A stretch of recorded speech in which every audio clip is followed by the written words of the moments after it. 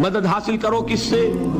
صبر سے اور نماز سے۔ ان اللہ مع الصابرین، جان لو کہ اللہ تعالیٰ صبر کرنے والوں کے ساتھ۔ اور سنیے اب یہ آیت اہم ترین ہے صبر کے موضوع پر۔ وَلَنَبْلُوَنَّكُمْ بِشَيْءٍ مِّنَ الْخَوْفِ وَالْجُوعِ وَنَقْصٍ مِّنَ الْأَمْوَالِ وَالْأَنفُسِ وَالثَّمَرَاتِ وَبَشِّرِ الصَّابِرِينَ۔ اور دیکھو ہم تمہیں آزمائیں گے، وَلَنَبْلُوَنَّكُمْ، ہم لازماً آزمائیں گے تمہیں، بِشَيْءٍ مِّنَ الْخَوْفِ، خوف کی کیفیت داری کر کے، والجوع، بھوک، فقر اور فاقہ، وَنَقْصٍ مِّنَ الْأَمْوَالِ، مالی نقصان، والانفس، جانی نقصان، والثمرات، اور ثمرات، پھلوں اور میووں کا نقصان۔ میرے نزدیک یہاں پر ثمرات کا مفہوم ایک اور بھی ہے۔ ایک تو صاف تھا کھجور کی فصل تیار ہے اور غزوہ تبوک جانے کا حکم مل گیا، کون اتارے گا؟ اور کھجور وقت پر اتری نہیں، برباد ہو جائے۔ یہ ہو رہا ہے نا میووں کا نقصان۔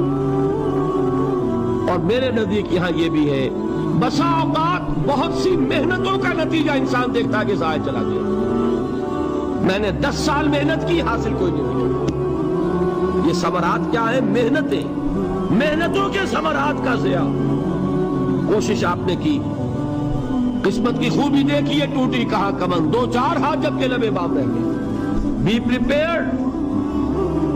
ایک شاعر کے یہ اشعار ہیں، وہ کمیونسٹ تھا، میں نام بھی نہیں لیتا، لیکن یہ کہ یہ اسی انقلابی، چونکہ ان کا بھی ایک انقلابی نظریہ ہے، انقلابی عمل میں یہ سارے مراحل آتے ہیں۔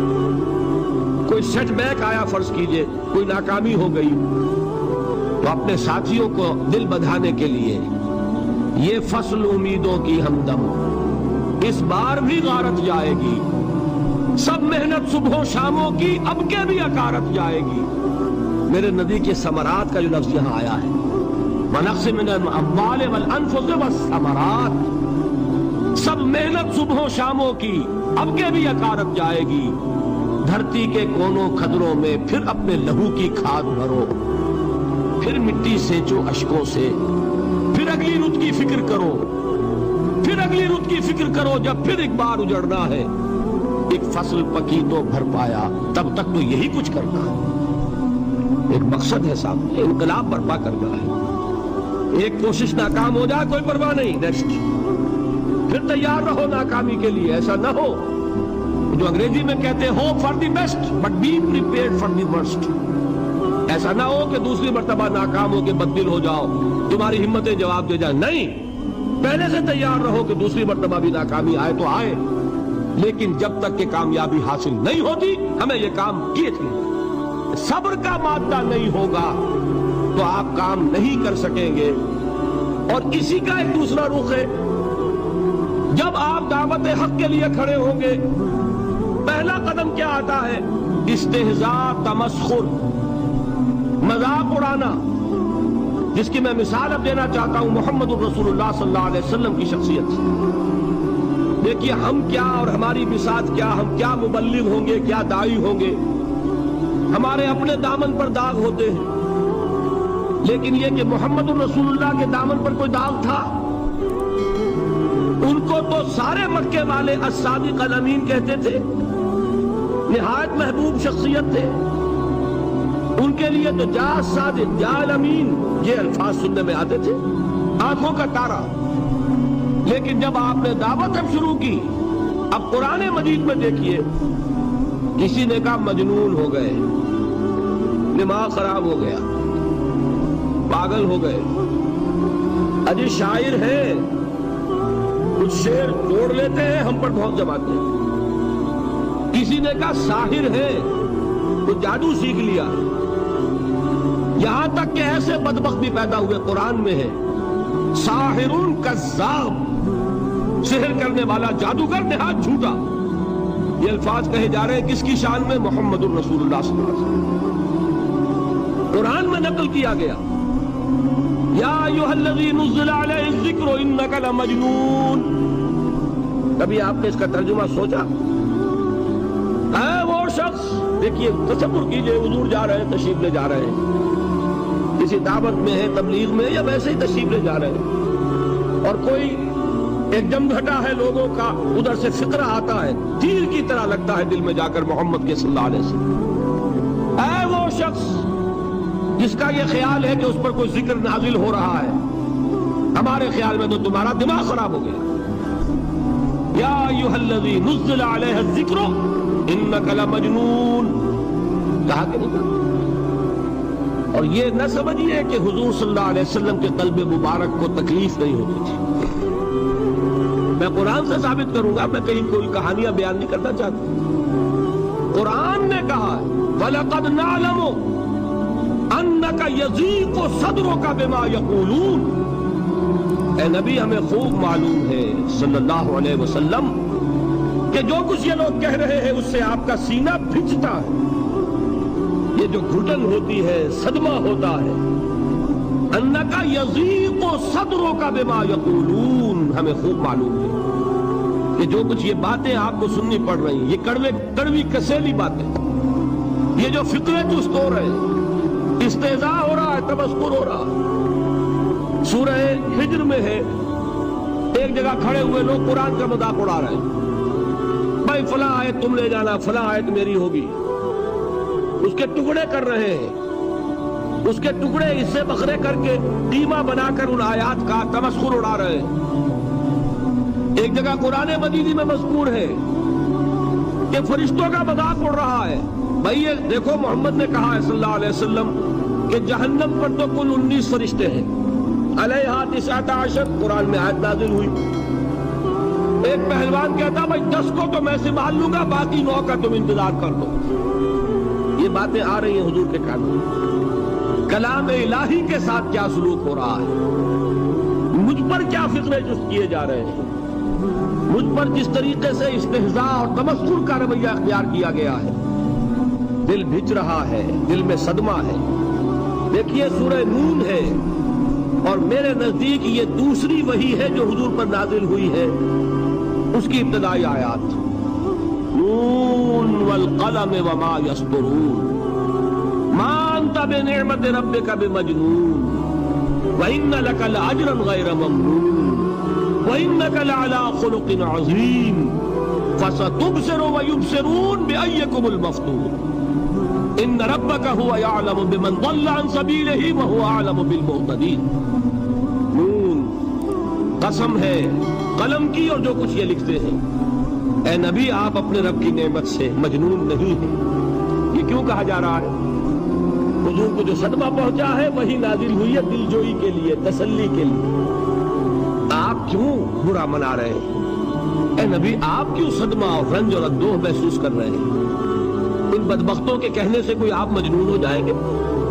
مانتا بے نعمت ربک بمجنون وَإِنَّ لَكَ لَأَجْرًا غَيْرَ مَمْنُونٍ، آپ کو جو یہ صبر کرنا پڑ رہا ہے، آپ کو جو یہ جھیلنا پڑ رہا ہے، اس کی وجہ سے آپ کو وہ اجر ملے گا جس کا سلسلہ کبھی منقطع نہیں ہوگا۔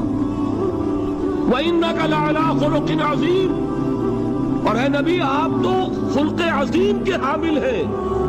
آپ کا اخلاق، آپ کا کردار، آپ کی سیرت، آپ کی شخصیت میں طہارت، نفاست، پاکیزگی، آج تک دنیا نے کوئی پاگل، کوئی مجنون ایسا بھی دیکھا؟ یہ ساری باتیں اللہ تعالیٰ حضور کی دلجوئی کے لیے فرما رہا ہے۔ اس سے آپ اندازہ کیجئے کہ کتنا صدمہ ہوتا ہوگا۔ یہی ہے، اس ساری چیز کو جمع کیجئے تو یہ چیز کیا ہے؟ وَاصْبِرْ عَلَىٰ مَا يَقُولُونَ وَاهْجُرْهُمْ هَجْرًا جَمِيلًا، صبر کرو اے نبی، صبر کرو اے محمد صلی اللہ علیہ وسلم، جھیلو اور برداشت کرو اس پر جو یہ کہہ رہے ہیں۔ اچھی طرح نوٹ کیجئے یہ بات، ذرا سیرت ہی کا سمجھ لیجئے، آج ایک بیان ہو جائے گا۔ یوں سمجھیے جب حضور نے یہ کہا کہ مجھ پر وحی نازل ہوئی، فرشتے سے ملاقات ہوئی، تو اب وہ چہمے گوئیاں شروع ہو گئی، معلوم ہوتا دماغ خراب ہو گیا۔ دیکھیے ہم نہیں کہتے تھے یہ جا کے غار حرا میں بیٹھتے، کئی کے دن رہتے ہیں، بھوکے رہتے ہیں، وہ خشکی چڑھ گئی نا آخر۔ یہ جس طرح کی باتیں دنیا میں آج ہوتی ہیں اسی طریقہ کی باتیں ہوتی تھیں۔ عتبہ ابن ربیعہ ایک مرتبہ آتا ہے، کیونکہ قریش کے بڑے لوگوں میں سے تھا، وہ قریب آ کر بڑی اپنائیت کے ساتھ، بڑی شفقت کے ساتھ، بڑے بزرگانہ انداز میں کہتا ہے بھتیجے، حضور سے، بھتیجے اگر واقعی کسی بدروح کا سایہ ہو گیا ہے تم پر، وہ آسیب آ گیا ہے تو مجھے بتا دو، میرے بہت سے عاملوں سے تعلقات ہیں، میں کسی کو بلا کر یہ تمہاری بدروح دور کر دوں گا۔ اب آپ سوچئے کیا بیتی ہوگی حضور کے دل پر۔ یہ وہ کیفیات ہیں، اور یہ نوٹ کر لیجئے 4 برس تک یہی شکل رہی ہے۔ مخالفت اسی نوع سے ہوئی ہے جس کو کہتے ہیں فزیکل پرسیکیوشن، جسمانی تشدد، وہ پہلے 4 سال نہیں ہوا۔ اس کی وجہ کیا ہے کہ در حقیقت جب بھی کبھی کوئی ایسی دعوت اٹھتی ہے، اب مجھے اجازت دیجئے میں ایک لفظ انقلاب یہاں استعمال کر لوں، انقلابی دعوت۔ کل میں نے کہا تھا نا، ایک ہوتی ہے خالص مذہبی تبلیغ، ایک ہوتی ہے انقلابی تبلیغ۔ مذہبی تبلیغ کی سب سے بڑی مثال عیسائیت کی تبلیغ، اور انقلابی تبلیغ کی سب سے بڑی مثال اشتراکی تبلیغ۔ میں باہر سے مثالیں دے رہا ہوں، اندر سے نہیں دینا چاہتا۔ آگے یہ کہ یہ قدر گفتے باقی فکر کر، آگے انسان اپنی عقل سے کام لے، سوچے، غور و فکر کرے۔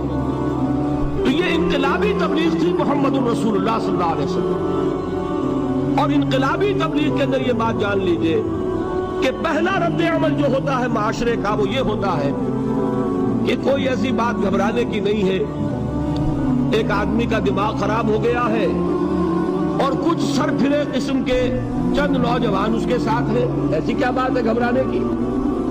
مشت خاک ہے، بس ان کو چٹکیوں میں اڑاؤ۔ جو چٹکیوں میں اڑانا کہلاتا ہے نا، اسی کو قرآن مجید میں ایک اور جگہ کہا گیا ہے، یریدون لیطفئوا نور اللہ بافواہہم، یہ چاہتے ہیں کہ اللہ کے نور کو اپنے منہ سے بجھا دیں، پھونکے مار کے ہی بس۔ تو پہلا رد عمل جو ہوتا ہے ایک نظام کا، ایک کسی انقلابی دعوت کے خلاف، وہ رد عمل ہوتا ہے استہزاء، تمسخر، مذاق کرو، ان کو جس کو آپ انگریزی میں کہتے ہیں ڈی مورلائز کر دو، ان کی ہمتیں جو ہیں وہ ٹوٹ جائیں، ان کو اس طریقے سے، اسی کا نام ہے آج کل کی اصطلاح میں کیریکٹر اسیسینیشن، ان کی شخصیتیں جو ہیں ان کو داغدار کر دو، ان کا اعتبار ختم کر دو، ان کا استہزاء کرو، تمسخر کرو۔ اور یہ میں آپ سے عرض کر رہا ہوں اس وقت ایک گنا فخر کے ساتھ اور اللہ تعالیٰ کا شکر ادا کرتے ہوئے کہ میں نے جو کام بھی کیا ہے اس وقت پاکستان میں، آپ نے اخبارات میں دیکھا ہوگا، بڑا دقیانوسی مولوی ہے، بیگمات کا رد عمل جو ہوا وہ آپ کے علم میں ہوگا، بڑے جو یہ جدید ہمارے روشن خیال قسم کے جو صحافی ہیں، اگر کہیں آپ نے پڑھا ہو جس طرح استہزاء ہوا ہے، جس طرح مذاق اڑایا گیا ہے، جو الفاظ استعمال کیے گئے وہ میرے نزدیک بہت بڑی سند ہے جو اللہ کے ہاں جا کر پیش کروں گا کہ اللہ تیرے دین کے لیے۔ میں نے اپنے گھر سے کوئی بات نہیں کہی، میں نے جو بات کہی وہ جو شریعت محمدی کی بات ہے وہ کہی۔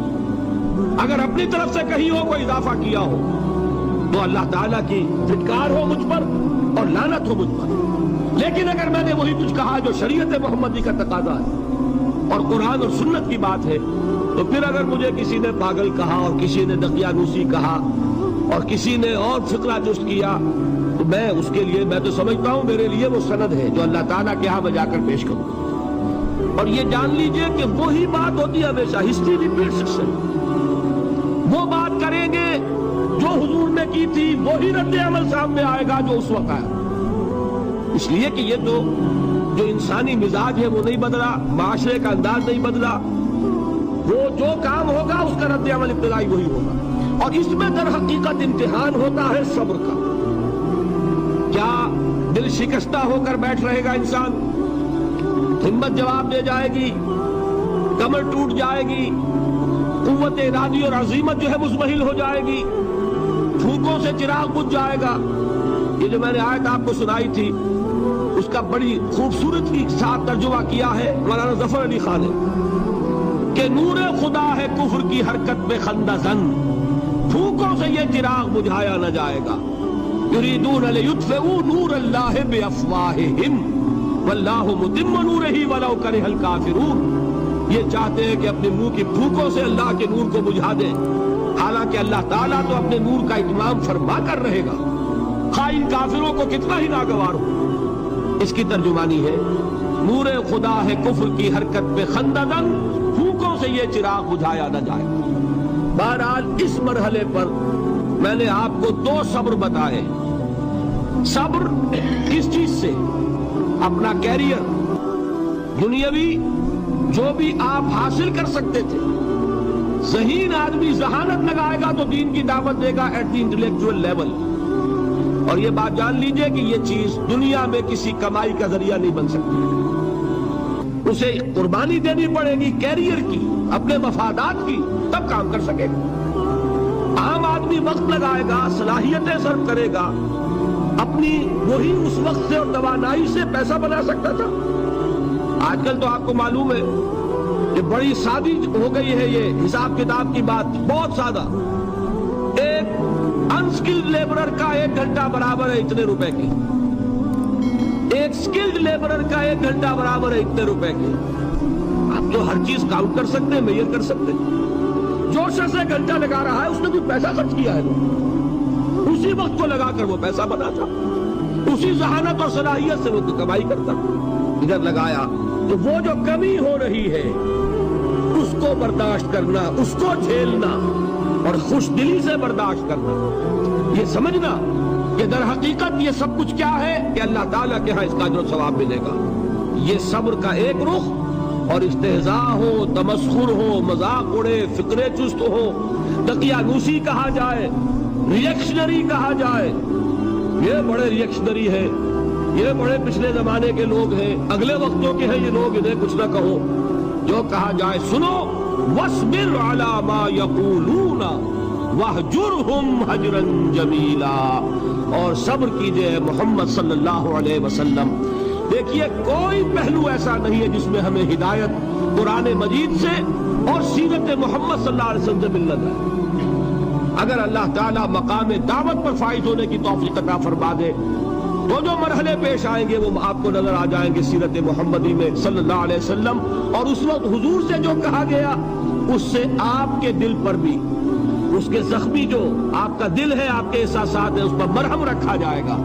وَلَقَدْ نَعْلَمُ أَنَّكَ يَضِيقُ صَدْرُكَ بِمَا يَقُولُونَ، ہمیں خوب معلوم ہے کہ جو کچھ آج تمہیں سننا پڑ رہا ہے اس سے تمہارا سینہ بھجتا ہے، تمہیں رنج اور صدمہ ہوتا ہے، لیکن وَاصْبِرْ عَلَى مَا يَقُولُونَ، جو کچھ یہ کہہ رہے ہیں اس پر صبر کیجئے، اس کو جھیلیے اور برداشت کیجئے۔ یہ عادت پڑے گی پھر معاشرے کی درستی کے لیے ضروری ہے کہ بدلا ہو۔ ایک تھپڑ اس نے لگایا ہے تو تھپڑ اس کے لگے تو اس کے بھی 14 طبق روشن ہو، تاکہ کسی اور کو تھپڑ مارنے کی ضرورت اس میں نہ ہو۔ یہ صحیح ہے کہ معاشرے کی درستی اسی میں، لیکن جو دعوت کا معاملہ ہے بالکل جدا ہے، اس کے قانون اور ہیں۔ حضرت مسیح کے الفاظ کیا تھے یا نہیں، بہرحال انجیل میں یہ ہے، اور میں جو بات عرض کر رہا ہوں وہ یہ ہے کہ وہ بالکل صحیح ہے۔ مقام دعوت کے دوران یہی طرز عمل صحیح ہے، اور یہی طرز عمل محمد رسول اللہ نے صلی اللہ علیہ وسلم اپنے ساتھیوں کو تلقین فرمایا۔ وہ کیا ہے؟ وہ الفاظ جو ہے انجیل کے وہ یہ ہے کہ اگر کوئی تمہارے داہنے گال پر تھپڑ مارے، بایاں بھی پیش کرو۔ اگر کوئی تمہارا چغا لینا چاہے نالش کر کے تو تم اس کو کرتا بھی اتار کے دے دو۔ اگر کوئی تمہیں بیگار میں 1 کوس لے کے جانا چاہے تم 2 کوس اس کے ساتھ جاؤ۔ اس پر کہا گیا کہ یہ بڑی غیر فطری تعلیم ہے، یقیناً قانون کے اعتبار سے غیر فطری ہے، دعوت کے اعتبار سے یہ لازمی ہے۔ یہی دعوت کا یہی قانون ہے جو 12 برس تک مکے میں محمد الرسول اللہ نے نافذ کیا۔ صحابہ کو کیا حکم تھا؟ تمہیں کتنا ہی مارا جائے تم جواب میں کوئی کارروائی نہیں کر سکتے۔ نو ریزسٹنس، نو ریٹیلیشن۔ ریزسٹنس تو ہے، پیسو ریزسٹنس۔ ریزسٹنس کیا ہے کہ پیچھے مت ہٹنا۔ وہ سارا دباؤ کیوں دے رہے تھے کہ تم اپنا تعلق منقطع کرو محمد سے صلی اللہ علیہ وسلم، تم توحید کو چھوڑو، اپنے آبائی دین میں آؤ۔ اسی کے لیے پریشرائز کر رہے تھے نا۔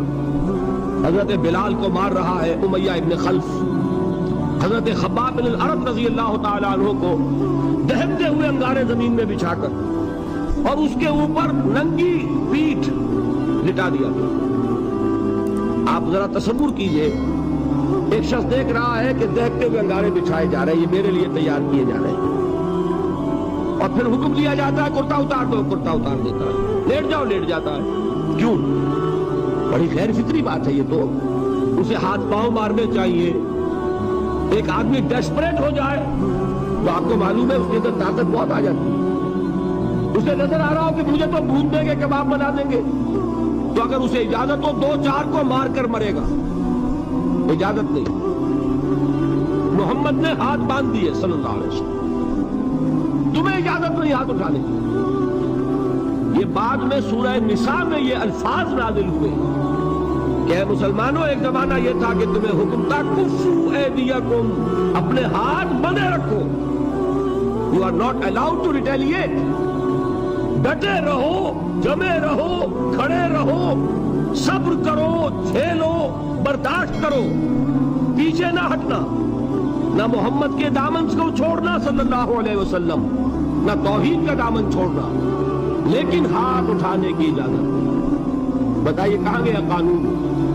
قانون تو یہ ہے کہ بدلا لو، لیکن وہ قانون تو اس وقت نافذ ہوگا جب انقلاب آ جائے گا، اسلامی حکومت قائم ہو جائے گی، تب آئے گا نا قانون۔ ابھی مرحلہ ہے انقلابی عمل کا، ابھی تو انقلاب لانا ہے، اسلامی حکومت قائم کرنی ہے۔ اس پروسیس کے تقاضے کچھ اور ہیں۔ اس میں جو پہلا مرحلہ ہے وہ پیسو ریزسٹنس کا ہے سب۔ یہی وجہ دیکھیے مکی صورتوں میں خود نبی اکرم صلی اللہ علیہ وسلم کو اتنے مختلف پیرایوں میں صبر کا حکم دیا گیا۔